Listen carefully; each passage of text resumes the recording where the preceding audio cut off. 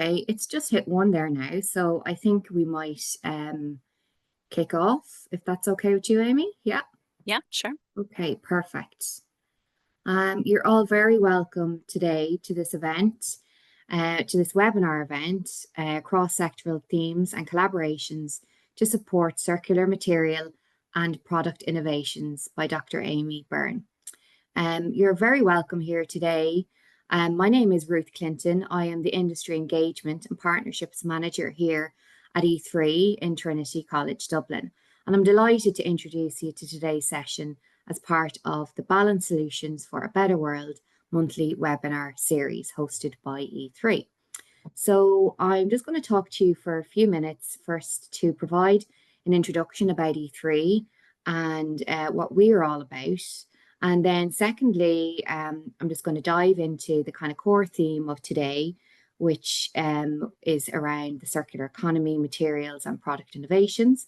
And then finally, it will be my pleasure to introduce our speaker, Dr. Aimee Byrne, who will share her expertise on this critical topic. And then we'll open the floor to some Q&As that we have had submitted already. And you're more than welcome to put some questions into the chat box as well throughout the session. So today's event is taking place under the banner of E3, and it is vital that we understand the scope of E3 and what it's all about. So Trinity College Dublin has embarked on a strategic and necessary expansion of education and research across 3 of its schools: engineering, natural sciences, and computer science and stats. This is not simply a facilities expansion, it's a unified strategic activity in the area of engineering, environment, and emerging technologies, or E3 as we like to call it. So the E3 vision is defined by the recognition that solving global challenges of sustainable development requires a multidisciplinary approach. And by this, E3 enables the creation of a purpose-built, multidisciplinary learning foundry for the delivery of innovations in research and teaching. And some of you who are on campus probably noticed the building just near the back end of Pier Street, and that is due to be open in Q1 2026. It also is a future-proofed education for new graduates who enable society to live on this planet in a way that is sustainable and equitable. And the underpinning of the infrastructural and staffing needs of these schools to ensure their outputs and impacts are world leading and impactful. So in short, E3 promotes the vision of a society where interdependence between technological innovation, our natural capital, it is advanced by world-leading research, education, and entrepreneurship. It is an initiative designed to position Ireland at the forefront of the STEM disciplines, educating the engineers and the scientists who lead in the creation of new technology sectors. And you're more than welcome to find out more information about E3 on tcd.ie/E3. And we're on many social media outlets as well. So introducing today's theme, cross-sectoral themes and collaborations to support circular material and product innovations. The spirit of multidisciplinary collaboration brings us perfectly into this topic today. The transition to a circular economy is really fundamental to our shared future. It means moving away from the damaging take, make, dispose model of consumption and embracing a closed reuse loop, keeping products in use for as long as possible and fundamentally avoiding waste generation. The most potent innovations in this space are not confined to single disciplines, they're cross-sectoral. Sharing resources across traditionally siloed boundaries can facilitate the development of the highest value materials and products with the greatest performance and impact potential. For instance, taking a low valuable waste material from construction sector and transforming it into high performance input, say for the electronics industry. This is where the magic happens and where collaboration becomes an innovation engine. So we're privileged today to have an amazing speaker and mind working at the nexus of these challenges. Our speaker is Dr. Aimee Byrne, and Aimee is an E3 assistant professor in climate adaptation engineering in the School of Civil, Structural, and Environmental Engineering at Trinity College, Dublin. The Masters in Climate Adaptation Engineering is a new E3 Masters from Trinity College, Dublin. So with a foundational background in civil and structural engineering, Dr. Byrne has dedicated her research since 2009 to sustainable buildings and is a respected leader in the field of circular construction. Her work is highly interdisciplinary, covering deep retrofit strategies and new material development, including bio-based and circular construction detailing to address building energy performance gap. She has served as a principal investigator on high-impact projects that directly tackle today's theme, such as PureTex, which transforms waste textiles into insulation, and BioRace, developing new bio-based modular panels, which sounds really interesting. So in her talk today, Dr. Byrne will detail the core principles the core principles, supporting strategies and guidance of a circular economy that are common across disciplines. And crucially, she will illuminate her points with a number of concrete examples of circular material and product innovation, which successfully take waste and low value materials from one sector and reuse them effectively in others. So really exciting to have Dr. Aimee Byrne here today. And without further ado, I'll hand it over to Aimee. So thank you. Okay, thanks very much for that lovely introduction, Ruth. I'm just going to check you can see my slides fine. Yeah. All good. So yeah, as mentioned, I'm looking at cross-sectoral themes and collaboration to support a circular material and product innovation. And today I'm going to try and stay broad enough to cover a multitude of sectors, but I'm also going to try and be as specific as I can be so that you can get something valuable out of today. So to that end, I'm beginning with what exactly is the need for circularity and how did we get here? And then I'm going to move into the kind of guiding principles that you can follow yourselves in your own disciplines. And then lastly, I'm going to take a few examples from my own work and my own practice to show you how I've applied these principles as I work. So what exactly is circularity? Well, every city or continent or region, any planning policy you'll see now or any business statement, you're going to see something mentioned about the circular economy or how circular those products are. And to understand how we got here, we need to first discuss how things used to be and how things still largely are, and that is the linear economy.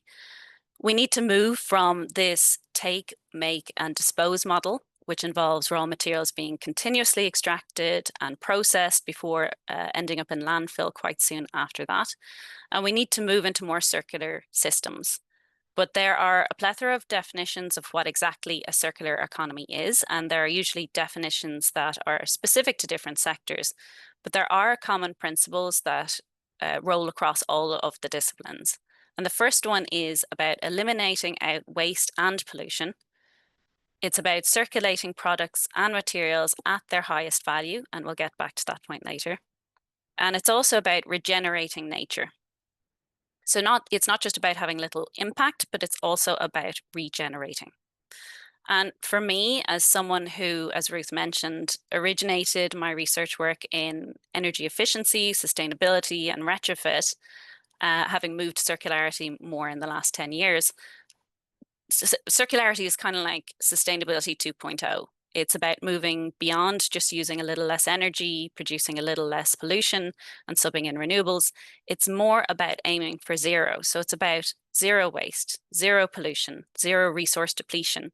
And this should be done in a resilient system that's good or could be good for people and business and the environment and health. And in this way, if we decouple our growth or economic growth from our use of raw new material extracted resources, then we can still consume and thrive and expand as people and as a planet. So you may have heard of the triple planetary crisis, which is essentially a science-based framework adopted by the UN, which refers to three interlinked global environmental crises, these being climate change, biodiversity loss, and pollution. And the UN has identified that unsustainable patterns of consumption and production are a common thread that runs through this triple crisis. And because they're a common thread, it means it's also a potential area to target where we can see a great impact. And that's not really that surprising when you look at the numbers. Resource extraction and processing accounts for over half of greenhouse gas emissions globally, almost all of our biodiversity loss and water stress, and 40% of our particulate matter pollution as well. And because we're doing all this extraction and using of new raw materials and expanding as humans and expanding in development, it means that we are currently using beyond our means. We're currently at a global level where we would require 1.7 Earths in order to be able to replenish what we have. And if everyone behaved like we do in Ireland, we would in fact need 2.6 Earths to do the same. And what this means is globally, we are borrowing from future generations. And nationally, because we're using more than the average, we're actually borrowing not only from future generations, but we're taking more than our fair share, which can be extra harmful for developing countries who are only just getting started. So the solution for this is all around us. Nature is something that is in balance or naturally finds balance itself. As the world reproduces, grows, and consumes, it naturally finds a balancing point. And it's only in relatively recent times that we've had a reasonably stable climate that supports life on Earth. So it's where we've gotten this stage of temperature where we're not fluctuating wildly up and down after the last ice age that has allowed us as humans to thrive. But now we've come to a stage where we're impacting global warming and we're tipping that balance off again. There's also the natural water cycle, which we see up here, and we're interrupting this also by building our hard paving and causing flooding and soil sealing. And we're also interrupting the nutrient cycle, where tree leaves will fall, they decompose, they give nutrients to the soil, and then feed the trees again. And instead, we're picking up our leaves, we're bagging them, and we're sending them off, or we're over farming our land. So in all of these areas, we're now trying to undo and fix the damage that we've been causing for hundreds of years. So what exactly are we extracting? What are these materials? And let's begin to understand where we can focus our efforts based on what we're extracting the most. So our overall extraction is steadily going up, but this bar chart here shows you the changes in proportion of resources that we're extracting from the 70s up until now. And you'll see in blue here, almost half of our extracted materials are non-metallic materials. So this would be things like sand, gravel, and clay. And this is largely used in the construction sector, but also in some industrial processes. And that also accounts for the largest growth in ownership of extracted materials, as you'll see. Next, we have biomass. So biomass meaning any kind of bio-based material. So this would include things like crops or crop residues, grazed biomass, and timber. And although it looks like the proportion is dropping, the overall consumption or extraction in tonnage terms is still increasing. Then we have fossil fuels shown in black here. And that's stayed reasonably steady, but of course that's also increasing overall. But there are efforts in this area in renewable energy to try and move away from this as a source of energy. And then lastly, we have in orange here, we have the iron ore. So this would include things like iron, aluminium, and copper. And iron is expanding or has expanded over the years because of the growth in the construction industry where it's used in our steel. So what are all these materials used for? Well, the greatest volume is being used in the construction sector. That's followed by food or the food industry, including agriculture. And the rest is split between the other sectors. But if we group together the built environment and mobility, so things like vehicles, and then the food industry, then those three sectors alone count for 90% of our resource extraction. However, these types of graphs don't tell us everything about sustainability or circularity. So for example, the most documented exploitative practices have been in the textile supply chains. And this sector produces a huge amount of waste as well. Maybe not by weight, but certainly by numbers. And you'll see here in terms of footprint, so we're sitting down here at just 1%, it would appear as though we don't have a problem in the textile industry when in fact we do. So graphs like this are still important because they let us know what areas we can target efforts in and where we can make quite a substantial difference if we become more circular. So for construction, we could move more to timber construction. And for the food industry, we could move to reducing food waste, and we could shift to more plant-based diets, which use less land than meat-based diets. So how much waste is then produced from all of this activity? Well, again, the construction and demolition waste is a huge contributor here, and that's not surprising since we're also mining it. And this is construction waste as well as demolition waste. So this would be the waste that's produced in, making the concrete, bringing it to site, not using parts and putting it into landfill again. The second biggest issue is in the extraction process itself. So this is in mining and quarrying, and the rest is around waste and water, manufacturing, household services, agriculture, and energy.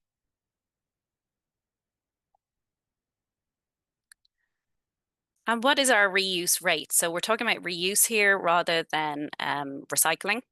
And Ireland is reporting in 4 sectors to the EU as required since 2021.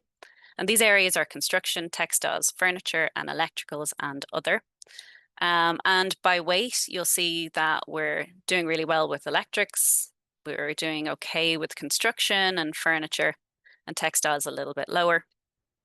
That's not too surprising when you consider the weight of an item of textiles versus the weight of something in construction. So in Ireland, we are reusing at a rate of roughly 10.6 kilograms per person, and compared to the rest of the EU, the average would be 13. So we're not far off, but still could do a lot better. So I mentioned there that, again, we need to take a look at this data and the statistics that we see and take it with a pinch of salt in a way, because when we look at this graph showing similar thing, we've got textiles up here, and when you compare the blue line, which is the by number amount of reuse versus the by weight amount of reuse, you can see we're doing actually very well in textiles, and we're actually doing very poorly in construction. So while a huge amount is being reused, there aren't very many full units being reused. So we're not doing a lot of taking a part of a beam and reusing it elsewhere, taking a door and using it elsewhere. We're mainly, from the looks of things, crushing things up and using them elsewhere. So in the face of data that maybe doesn't tell us the full story of what's going on, what rules and guides can we follow to make better decisions? And I'm going to start with the Ellen MacArthur Foundation's butterfly diagram. And there's a lot of these kind of diagrams around showing different versions of a circular economy. But this one I particularly like because it does cover a lot of ranges of activities that are in the circular economy. It also covers a lot of the circularity principles. So in broad terms, in the butterfly diagram, we have 2 cycles, one being on the right, the technical cycle, and the left being the biocycle. And in the technical cycle, it's largely about non-natural materials that are being produced and then how we reuse, repair, or manufacture these in our system. And then the biological cycle is all about biodegradable materials or nutrients that can be returned to the earth and can in fact regenerate nature, which is this circle up here. So a linear system that we would be much more used to, shown in this black line down here, where we're used to taking and mining materials, using them in things like chips and then into products like mobile phones, which are then used to provide a service for a number of years, or with phones it used to be more like a year and a half, and then eventually gets binned or for phones often would just sit in a drawer somewhere forevermore, never to be looked at again. So instead, we want to try to now keep things and maintain them for as long as possible. So what these circles mean and why they're concentric in this way, we want to stay in the inner loops for as long as we possibly can. And we want to do as little to our products as we possibly can for as long as we can. So in the case of a mobile phone, we want to look after it. We don't want to be pressured into buying a new one when the current one that we're using is fully functional. We don't want to break our screens. And then when there is bits of damage or the battery starts to waste over time, we do want to be able to maybe sell it on, so redistribute, or we might want to sell it back to the company and they can remanufacture it and sell it as a remanufactured mobile phone. And when it comes to the circular economy, recycling is actually very low on what we'd like to do. You only really move to that outer loop of recycling when you've exhausted all other routes. And that's because you're taking away all of the energy, all of the greenhouse gases that might have been produced, all of the effort and the investment that's gone into making, mining, and creating this product. And you're now bringing it back to its fundamental parts again, melting things down, producing more waste, and then putting it back in to start that process again. So by keeping everything in these inner loops, you have less greenhouse gas emissions, you have less energy input, you're keeping the value in the product for as long as possible, and therefore you're locking away any carbon associated with that. When we start to move to these outer loops, this is when your product or material becomes to look less and less like its original form. There's more waste involved, more energy, and more greenhouse gas emissions and resource use that's required to get you back and running again.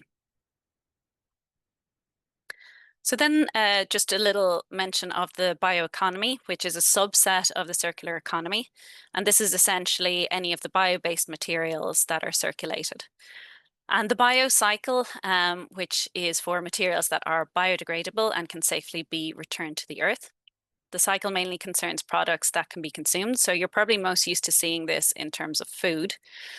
But there are other biodegradable materials, so things like timber, that can be used in a product, and that eventually makes its way from the technocycle and then maybe down here to the cascading use cycle on the biocycle side. I'll get into more of that a bit later. So this cycle describes the processes that return nutrients to the soil and can help regenerate nature. And you'll see regeneration up here is one of the larger circles, and that's because it is one of the three pillars of a circular economy. And here we're talking about building nature capital, so things like regenerative farming or urban rewilding, and it moves the conversation away from just doing less harm, and instead it aims to actively improve things. So once food is harvested and consumed, the nutrients in the organic waste streams can be collected and returned to soil in processes like composting. Biorefining then down here converts things like biomass, feedstock, so anything that's kind of bio-based and might be a waste material, into a spectrum of valuable products for energy as well as materials. And these products then, because of the sequestering ability of plant life, tend to be near zero CO2. Some can even be carbon negative. You'll see here anaerobic digestion is mentioned, and this produces what's called biogas, as well as a solid residual waste called digestate, which can be applied to soil to improve its health instead of chemical fertilizers. And the biogas can be collected from these processes and can be used in fuel. It can be used to heat houses and to generate electricity. Right now in Ireland, we get about 0.001% of our gas power from biogas, but there is the target to have 10% of our natural gas demands by 2030 to come from biomethane, which is derived from biogas. So this will involve a lot of investment in maybe 150 or so new plants. And the sources of biomass for this would come from waste materials, so things like slurry or excess grass, cut-offs, or food waste. And I'm going to explain a bit more about these cascading principles in a couple of slides. But first, I just wanted to point out that there are many examples of the butterfly diagram which people have adapted to their own innovations or their sector, such as this one on packaging. So we can see here in the techno cycle, it's all about a bottle return scheme and how this can be washed out and returned, or else it can be broken down and then brought back into being developed into a product again. And then on techno cycle, they talk about using decompostable packaging that can be returned to the earth to nourish it again. And this one is for the construction industry. So we have in the techno cycle, we have our quarrying for things like concrete. We've got clay bricks, we've got concrete and steel beams used in our building. The service could be a hospital or as a home. And then the concentric loops that we're talking about is just maintaining those buildings or those structures, refurbishing and retrofit, so make it nice and energy efficient.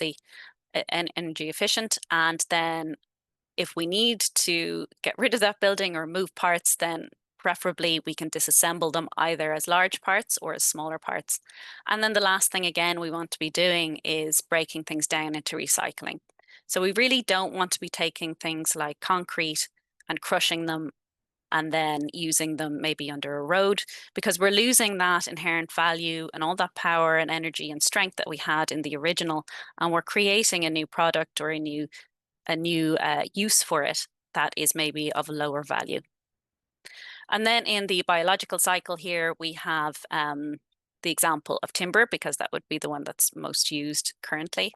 And this would move from very minimally processed, so solid wood timbers, and then you've got your wood fibers, particulate boards, then chemicals, and then biomass, which can be regenerated into the earth, or it can be used for energy extraction. So again, we're always just trying to keep in those inner circles so that whatever we have, it's being maintained all the time in as close to original form as possible with as minimal processing as possible. So the next principle to guide you in a circular economy is the cascading principle. And this refers to the consecutive exploitation of resources for multiple ends. And typically these would be through various phases of material usage and reusage before the final energy production process down at the end. So again, you can see they're in kind of more solid formats, and then it resembles less and less the original tree form until it's eventually burnt then for energy or heat. So this concept originated in the forestry industry, but it can be applied across any kind of biomass source. Another concept is the valorization hierarchy. So valorization means just taking a waste product and using it in a higher form. And we've talked about maintaining or using materials in their highest value. And what exactly do we mean, or what do we consider to be high value versus a low value material or product? Well, essentially high value, we would consider anything around medical or health, so pharmaceuticals. Next town, it's all about survival still, so it's about food and feed. And thereafter, we get into materials, so we get into bioplastics and polymers, and then it's bulk chemicals, so things like ethanol. And the last thing we want to do, but the area where we currently have most materials, is for energy and heat. And an example of this would be Irish sawmills, who at the moment would typically burn their timber residues on site for energy or for heat. Another circular guide is the ORS strategy. And you may remember Ireland's reduce, reuse, recycle campaigns that would have started in the mid-90s and continued on for long after that. And that would have begun with the Waste Management Act in 1996.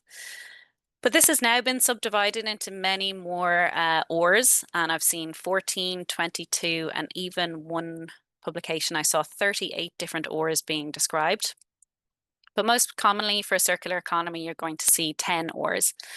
And this image here is just taken from a publication of ours with the Cost Action Circular Bee. And I've just added a few examples from the construction industry because that particular action was focused on construction.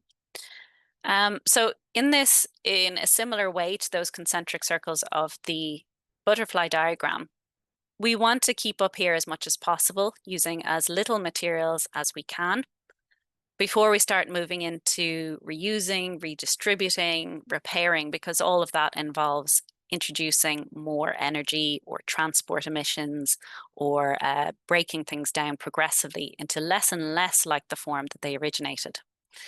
And as you can see, the last is always about heat and energy recovery. and quite low down is always going to be this recycling idea.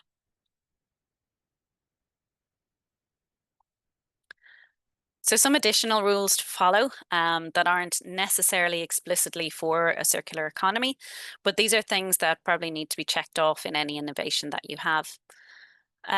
So first is the food first principle, and this essentially gives priority to food and nutrition security by improving the availability of and access to safe and healthy food supply. So essentially what this means is that we shouldn't be taking crops or land use that could be used to feed people, and we shouldn't be diverting it away from a food use and into something like furniture or some kind of product for selling on.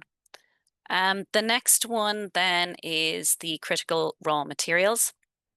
And the EU has this list, or has developed this list of critical raw materials shown on the right there. And this is these materials are highlighted as being low in volume, but high in demand and of growing demand. And that's because they're commonly used in the digital technology sector, and they're also used in the growing renewables sector. So we need to find a way of replacing these uses, or being able to find these in existing materials and try and extract them from existing materials for reuse. Next, we have the Safe and Sustainable by Design framework. And this guides innovation by telling us essentially what we need to stay clear of, a methodology of how you should develop your materials while having as little environmental impact as possible. So this would include things like hazardous materials and processes, anything that has a risk to human health, so chemical exposure for manufacturing workers, but it would also cover all the way to the end of life and whether there can be contamination and how that would be dealt with at the end of life, as well as the general life cycle impact, so the greenhouse gas emissions associated with it. And lastly, then, we have the concept of a just transition, whereby any climate solution should not negatively affect different groups. So let's just say if we wanted to close mining, a mining company down, and we want to stop extracting these materials, that has a huge effect on the local economy. It has a huge effect on the local people. So we can't just close these mines and say goodbye. We need to offer retraining, alternative employment for people. And here I'm just going to present some of the enablers and barriers that we came across in that same cost action circular B. And some of it would be specific to the construction sector, but a lot of it is quite general and I think can be applied across all sectors. So when it comes to reused materials, it does require an awful lot of time and more qualified labor, typically. And there's also a lack of market mechanisms currently to aid that recovery. We noted that a system was needed to be developed that would support the use of circular materials. So this would include things like quality assurance, standardization, certification, and classification. And there is a lot of work being done currently in this area, but we haven't got a final guide on this quite yet. There's also needs to be a mechanism for transporting, storage, and the access to market. And for really bulky goods like you would get in construction, storage can be a major issue. And the fact that you might need to store these items for a very long time before that exact thing is picked out to be reused again. Finances, or a lack of understanding of financial benefit, was another thing that was highlighted. And in the context of construction, this would include the high availability currently of those low cost raw virgin materials, the cost to deconstruct or disassemble, the work that's involved in providing and preparing materials for reuse, and the cost of recycling or reusing materials, again, over that raw material idea. There's also a lack of reward for doing so, and there's also a lack of penalty currently for not having those circular practices. So things have changed since that publication. It was a couple of years ago, and things are changing and getting better all the time. We did also identify some institutional and informational challenges. So just having guidance in each of these sectors was really important. And stakeholders throughout the construction value chain in Europe were saying that they weren't sufficiently familiar with how circular economy principles would operate for them in their particular work environment. And many were unable to identify the first steps that they would need to take in order to have a circular transition for the field that they worked in.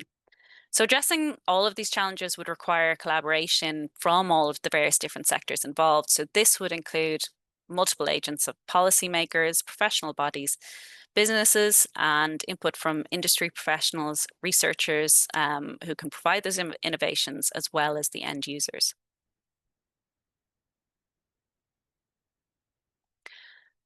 But we are getting there, and we do have some existing supports and enablers for the transition. One being material passports. And under the EU Eco Design for Sustainable Products regulation, manufacturers now selling in the EU will need to provide a digital product passport for anything that they want to sell there. And this is for specific priority areas, as well as areas where there could be potentially high circularity impact. And these cards would be for products, components, as well as materials, and they can contain information around the technical performance, technical information. It can have details about the origins of the materials or the parts and how to repair it, as well as recycling proportions and capability to recycle at end of life, as well as other life cycle environmental impact metrics. Another thing to help us is the cradle-to-cradle life cycle analysis, which is similar to what you would have been used to with life cycle analysis, but for this, that last stage of the end of life phase is now being designed as a new cradle, or the start of the second life, or the life that comes after it.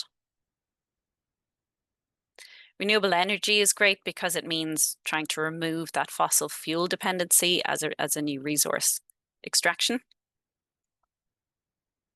We have extended producer responsibility, which makes producers responsible for the product throughout their entire life cycle, including the end of life. So in Ireland, we have 6 initiatives here following on from the EU. And one of those that you might be most familiar with is the waste electrical equipment. So when you're getting your dishwasher replaced, they will also take the old one with them. We have the option to design our systems to have products as a service rather than selling it and then that's the end of it.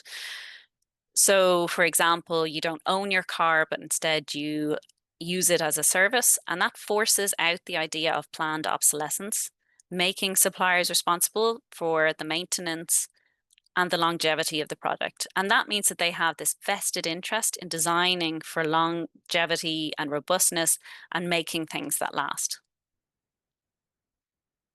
We have design for disassembly or deconstruction, which is one of the 10 Rs. And there are many innovations popping up around this. So this is just an example of twist blocks, which can be used instead of your traditional concrete blocks. And modular design. So modular innovations, this is a big one in construction at the moment. And there's a lot going on. But there are also many examples in furniture and electric products. So, for example, we have Fairphone, which is a European new company, which is both ethical and does modular smartphones. So they have a take-back program, and they also sell parts of the phone. So if your battery goes or it's doing poorly, you can get a direct replacement, or you can get the entire phone replaced up.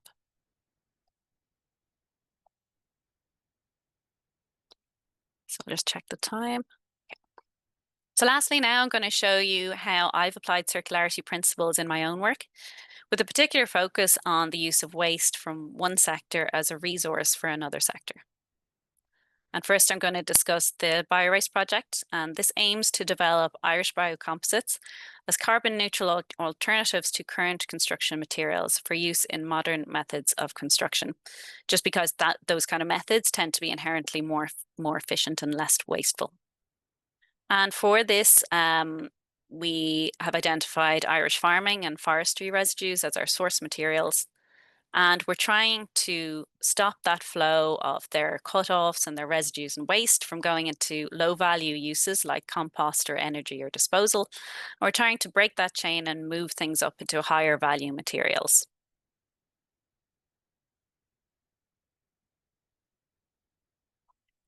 So in designing and managing this project, we've been guided at all stages by circularity principles. We've targeted local and bio-based materials, so we would have done an analysis on what materials are available and in what quantity. We also did interviews with specialists as well as people working in the field, and we've aimed for biodegradability or reusability at the end of life. We've focused on bio-based materials just because of the carbon sequestering capability. And in processing, we've targeted low energy use and low waste. And of course, there's no point in developing something that people don't want. So there's equally been a focus on acceptance of our innovations. And we're doing this by engaging with stakeholders. We also have been providing characteristics of our innovations and comparing those to existing benchmarks that the industry would typically use so that they have a good way of comparison to what they're used to. And we also have been using existing standards for testing for this. And we are also fitting our innovations into existing processes and construction systems. So for example, we're focusing on 3D printing, which is being used in concrete and mortar applications.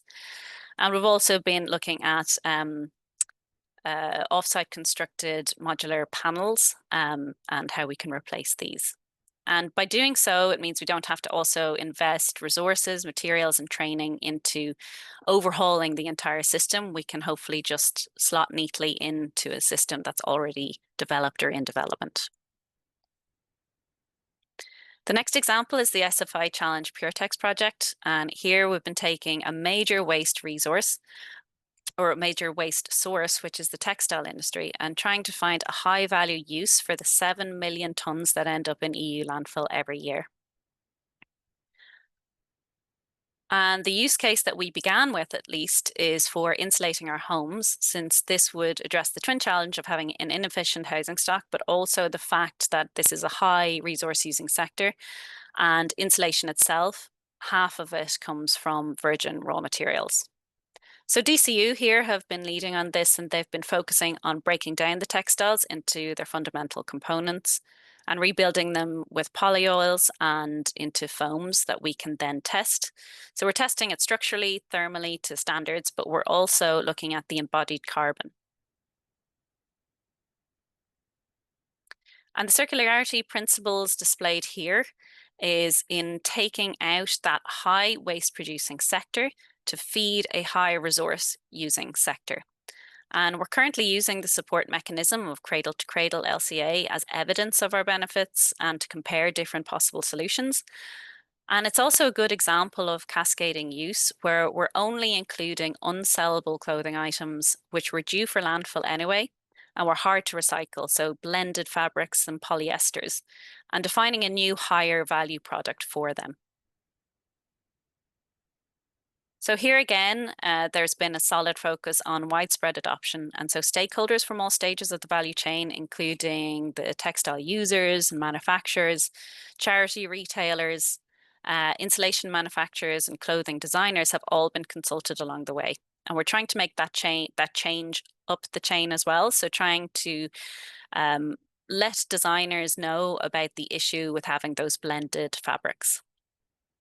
We've also been very flexible in that we are open to change and feedback from stakeholders in changing the product direction route. So we're looking at a myriad of other options as well, but we're still getting those foundational performance characteristics defined.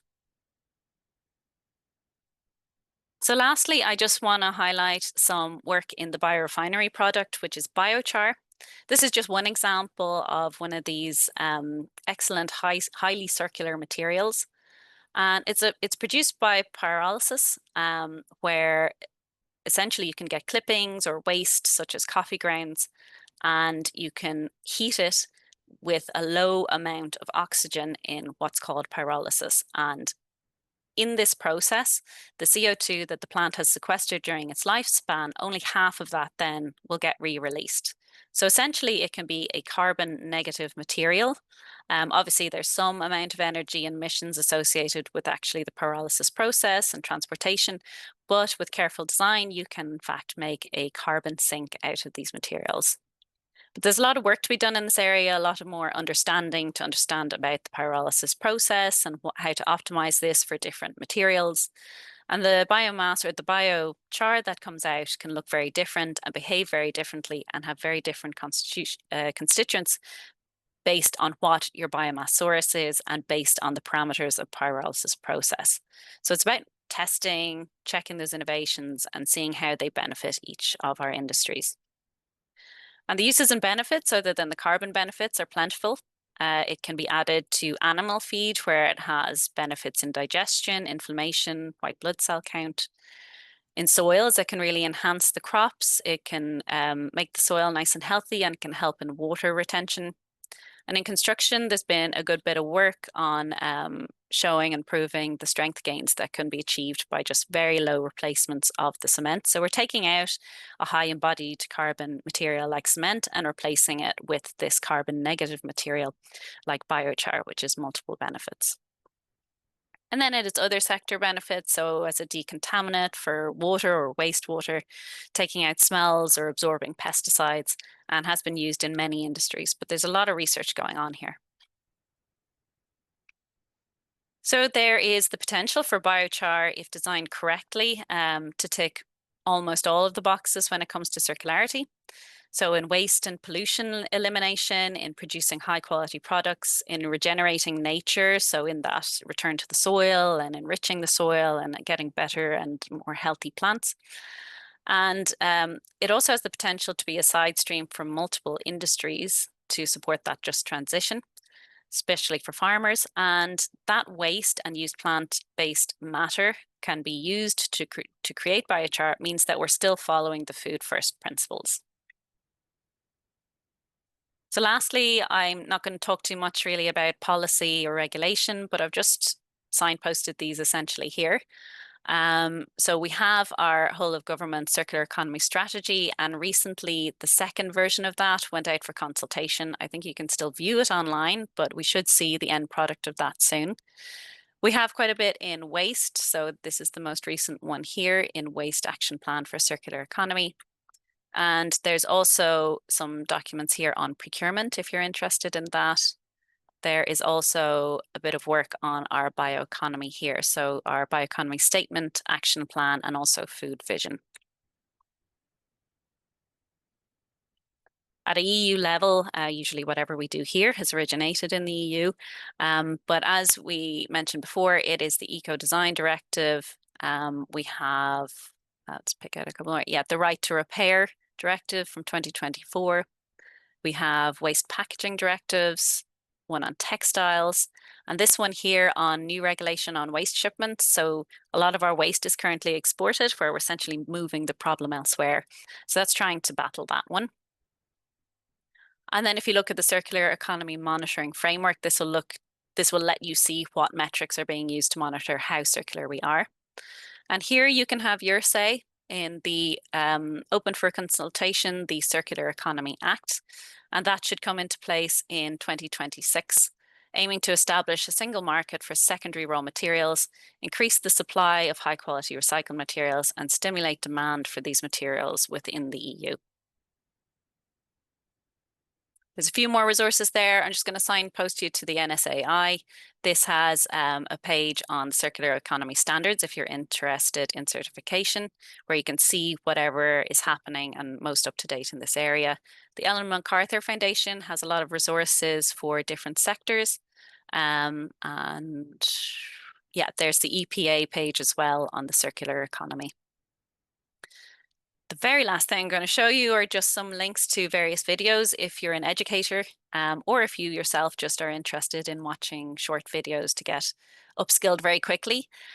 These are all around the circular economy. This one is by Sir David Attenborough. It is really engaging. There's one on food here. There's one on how circularity tackles climate change, one for buildings, supply chain, design, plastics, cities, fashion, and policy.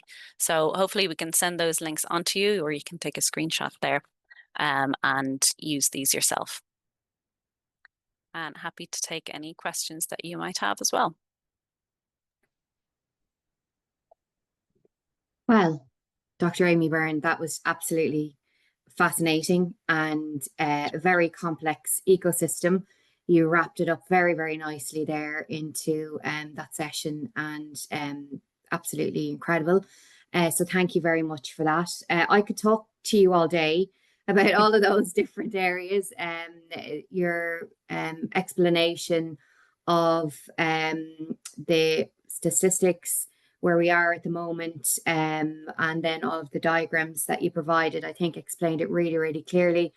I think what was really thought-provoking for me was, the raw material consumption and where we are at that stage, and just kind of a high-level question, really. Are we going in the right direction in terms of our consumption versus our kind of a waste, and what we're doing there, do you think? Or Yeah, how does that yeah. look in the landscape? Yeah, certainly. I mean, the issue is where there are more people born every minute, quite literally, and development is always ongoing. So, if we go per head, we're probably doing better. Overall, we're doing worse. But there are a huge amount of efforts. Anyone I know who's involved in research is involved in sustainability or trying to tackle these problems in Yeah, some way. And every company is making efforts here as well.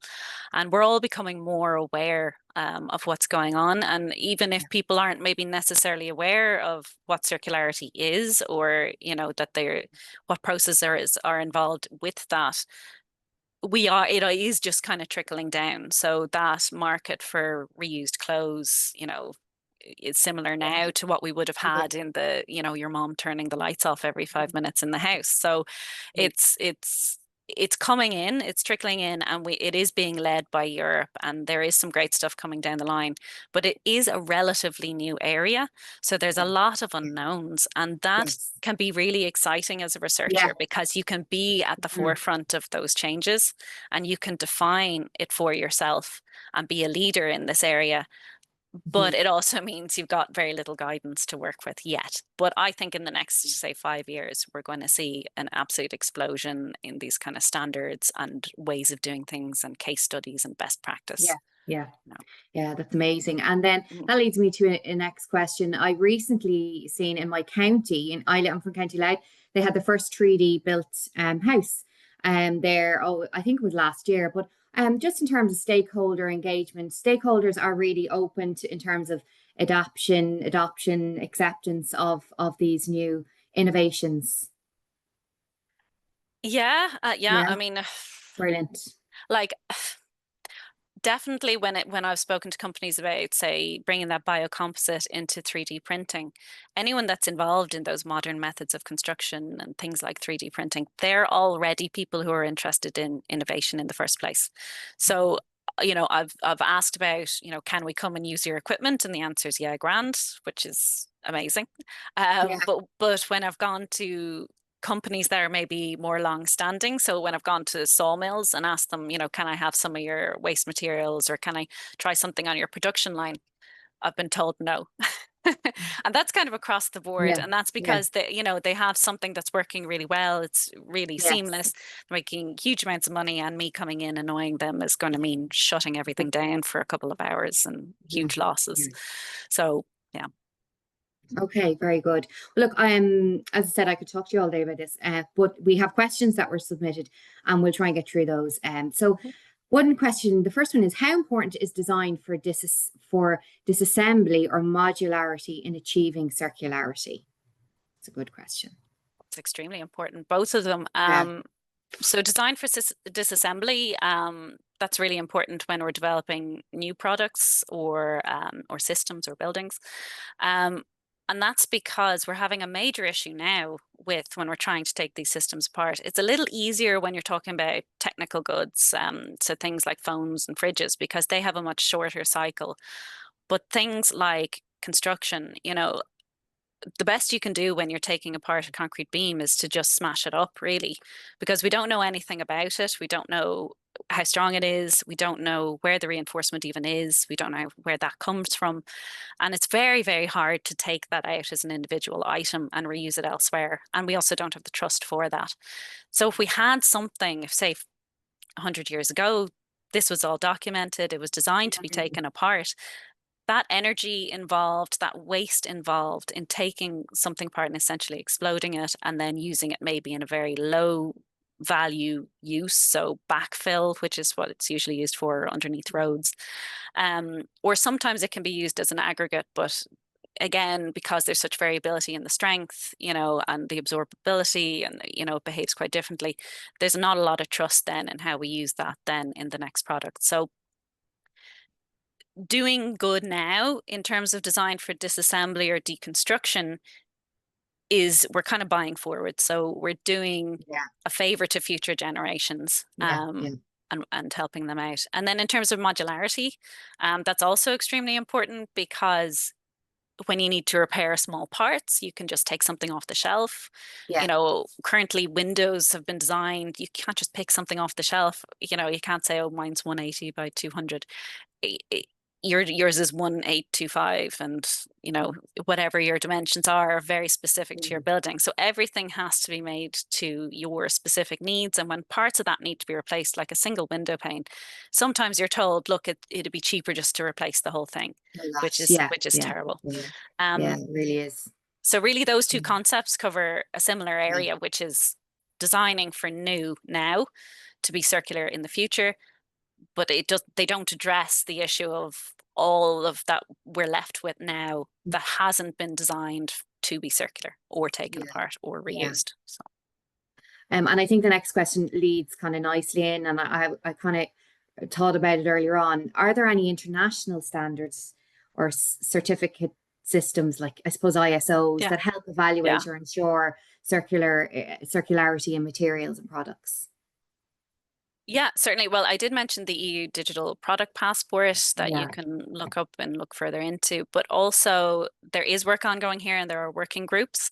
The Irish version of these standardization working groups is the NSAI. So if you just look up TC66, they are our mirror committees for what's happening at the EU CEN level.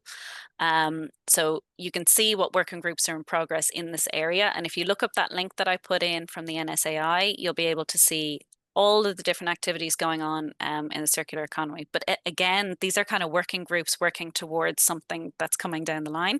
But Mhm. they've been in place for quite a while now, so I think we're not far off having Yeah. some end standardization for this. And That's there that's are also amazing. specific ones at a European level on textiles and Yeah. on plastics as well. Yeah, okay.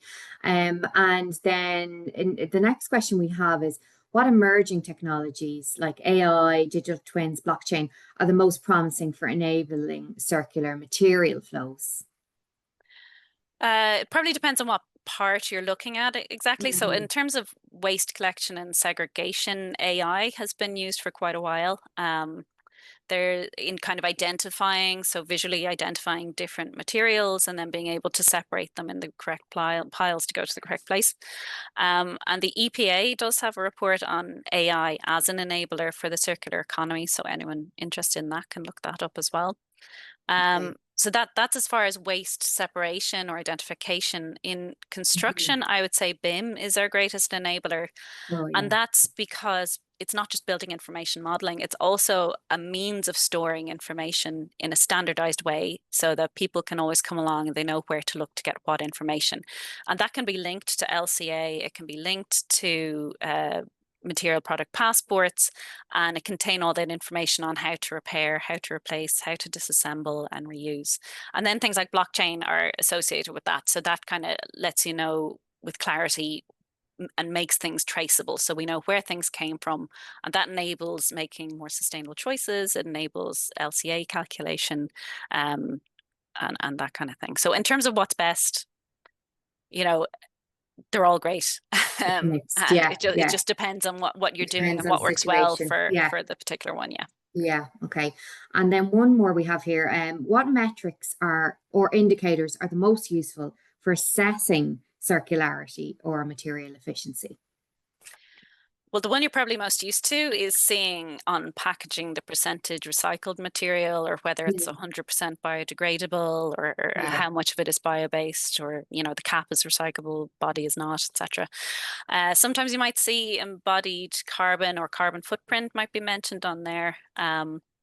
But there are a few other indicators, and the Ellen MacArthur Foundation does have or did develop a material circularity indicator, which is kind of a spreadsheet that you can download. And it has some materials already in there with some certain values next to them. And I think you can also add your own and kind of come up with a comparison between options there as well.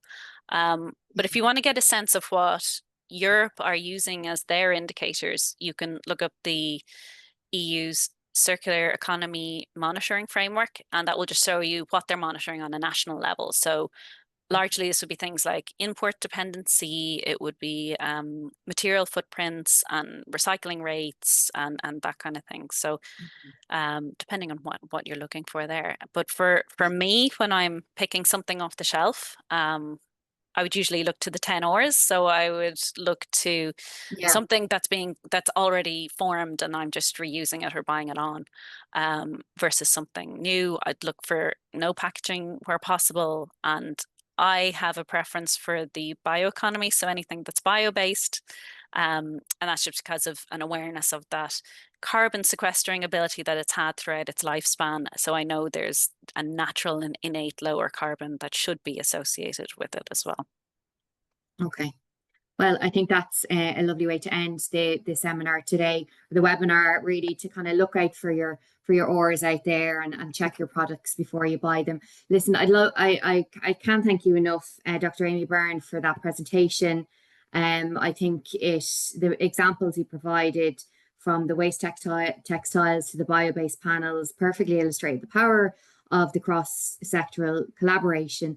And really, this reminds us why E3, the vision of a multidisciplinary research, is so essential for creating a sustainable future. And thank you very much for that presentation. It was really inspirational.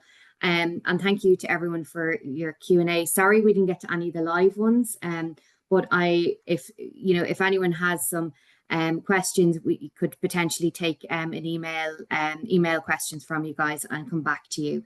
Our email is, I think it's, I can send, my email is clintoru@tcd.ie if anyone wants to email me the questions, and I can forward them on to Aimee then. That's no problem whatsoever.